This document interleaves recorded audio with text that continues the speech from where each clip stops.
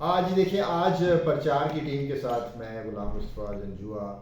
آپ لوگوں کی خدمت میں حاضر ہوں، اور آج جو مجھے کہا گیا ہے کہ جس کے اوپر ہم نے اپنے جو سننے والے ہیں، دیکھنے والے ہیں، ان کو جو خبر دینی ہے وہ ہے افغان سٹیزن کے حوالے سے۔ اور افغان سٹیزن جو ہیں، آپ کو معلوم ہے کہ 2023 سے ان کی واپسی کا سلسلہ شروع کیا گیا تھا، اور سب سے پہلے جو غیر قانونی طور پر مقیم تھے افغانستان کے باشندے، ان کو واپس جانے کا کہا تھا، اور ساتھ ہی ساتھ جو دیگر غیر ملکی جن میں ایران کے اور نائجیریا کے لوگ بھی تھے، ان کو بھی نکالنے کا جو ہے وہ گورنمنٹ نے کہا تھا۔ افغانی جو باشندے تھے ان کا جو رضاکارانہ طور پر انخلا تھا وہ شروع ہوا، اور اب تک 11 لاکھ سے زائد افغان باشندے جو ہیں وہ رضاکارانہ طور پر اپنے وطن جا چکے ہیں۔ اور اس میں ایک ڈیولپمنٹ ہوئی تھی، 1 اپریل سے جو ہے وہ افغان سٹیزن کارڈ ہولڈر جو تھے ان کو بھی پاکستان سے ملک بدر کرنا شروع کر دیا گیا تھا، اور ان کو بھی وقت دیا گیا تھا کہ وہ بھی اپنے رضاکارانہ طور پر جو ہے وہ واپس چلے جائیں۔ اور حکومت پاکستان کا یہ کہنا تھا کہ جو بھی رضاکارانہ طور پر پاکستان کو چھوڑ کر اپنے وطن واپس جانا چاہتا ہے، اس کے ساتھ عزت اور نرمی کا برتاؤ رکھا جائے گا، اور ان کو تمام تر سہولیات جو ہیں وہ فراہم کی جائیں گی۔ اس حوالے سے اسلام آباد سمیت پاکستان بھر میں جو ہے وہ افغان کیمپ قائم کیے گئے ہیں، اور وہاں پر افغان نیشنلز کو رکھا جاتا ہے، ان کو مکمل جو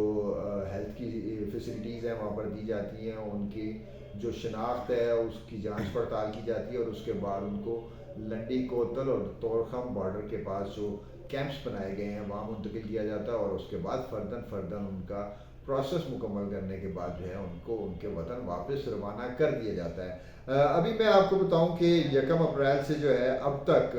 جو افغان سٹیزن کارڈ ہولڈر ہیں ان کو واپس جو جا چکے ہیں ان کی تعداد تقریباً 2,16,000 سے زائد ہو چکی ہے، اور یہ افغان باشندے جو ہیں یہ رضاکارانہ طور پر جو ہے یہ ملک سے انہوں نے اپنے وطن واپس جانے کو ترجیح دی ہے۔ اس کے ساتھ ساتھ میں آپ کو یہ بھی بتاتا چلوں کہ اسلام آباد میں خاص طور پر، میں چونکہ اسلام آباد میں موجود ہوں تو میں یہاں تک ہی محدود رہوں گا، اسلام آباد کے اندر جو ہے افغانستان کے جو لوگ ہیں، کافی افغان نیشنل جو ہیں وہ کرمنل ایکٹیویٹیز میں بھی ملوث پائے گئے ہیں۔ یہاں پر بہت ساری FIR درج کی گئی ہیں۔ ابھی تقریباً 1 ماہ پہلے جو ہے وہ ایک بڑا جو ہے وہ لڑائی جھگڑا ہوا جس میں 17 افغان نیشنل جو تھے وہ ملوث تھے، اور ان کو گرفتار کر کے جیل منتقل کر دیا گیا، اور وہاں سے ہی اب ان کو ڈپورٹ کر دیا جائے گا۔ ان کے خلاف مقدمات بھی درج کیے گئے تھے، اور ساتھ ساتھ ایک اور خبر بھی تھی جس میں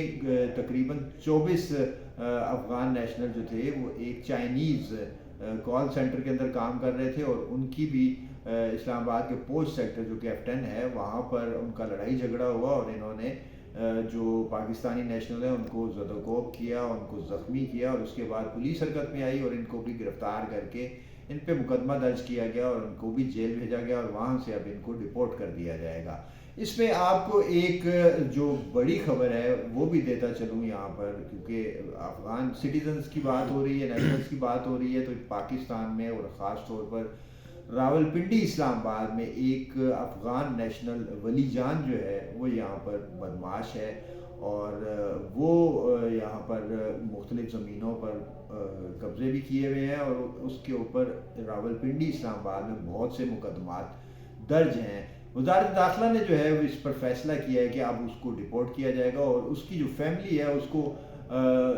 ڈپورٹ کر دیا گیا ہے، جبکہ اس کا جو سامان ہے، گھر کا سامان، وہ بھی واپس بھجوا دیا گیا ہے۔ اب کچھ ہی روز کے اندر ولی جان کو بھی جو ہے وہ پاکستان سے ڈپورٹ کر کے افغانستان روانہ کر دیا جائے گا، اور اس کے بعد ولی جان اور اس کی فیملی پر پابندی ہوگی، وہ پاکستان واپس نہیں آ سکیں گے۔ حکومت پاکستان جو ہے وہ اپنے ملک سے غیر قانونی طور پر جو غیر ملکی ہیں ان کو نکالنے میں سرگرم ہے، اور ان کا یہ کہنا ہے کہ یہ جو ٹائم پیریڈ دیا گیا ہوا ہے جس میں کہا گیا ہے کہ رضاکارانہ طور پر جو جانا چاہتے ہیں ان کو تمام تر سہولیات فراہم کی جائیں گی، یہ ختم ہونے کے بعد حکومت جو ہے وہ ایک گرینڈ آپریشن کرے گی، اور اس میں جو بھی غیر قانونی طور پر پاکستان میں مقیم ہوگا اس کو ملک بدر کر دیا جائے گا۔ اس لیے آپ تمام لوگوں سے کو یہ ایک مشورہ بھی ہے اور ہدایت بھی ہے کہ اپنے جو شناختی جو آپ کی دستاویزات ہیں وہ ہمیشہ اپنے ہمراہ رکھیں، اور جب بھی پولیس جو ہے وہ آپ کی چیکنگ یا تلاشی کرے تو ان کو اپنی شناختی دستاویزات بھی فراہم کریں اور ان کے ساتھ تعاون بھی کریں۔